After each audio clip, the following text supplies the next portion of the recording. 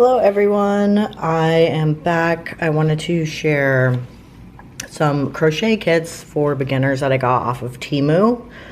I do not know how to crochet. I do know how to knit, but I have always wanted to learn how to crochet, so I figured these would be the best way to do that. So I wanted to share the unpackaging. I have not opened these yet, and I want to say that each kit that I got was around $7 or $8, but it literally comes with everything you need. And this is the one that is for the whale. So it comes with all the yarn you need, the stuffing, comes with the needle you need,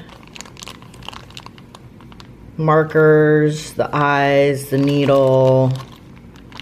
If you want to make it into a keychain, and then hopefully instructions, because if you're like me, you will need them. Awesome. Perfect. I'm super excited to learn how to crochet. I plan to make a ton of little cute adorable things, so this is very exciting, and I cannot wait to make a little whale. How cute. Yeah, oh, and there's everything that comes with it right there. Very cool. And there's the instructions, which mean nothing to me right now, but hopefully after I look at this I'll know everything I need to. Look how cute. It's gonna be adorable.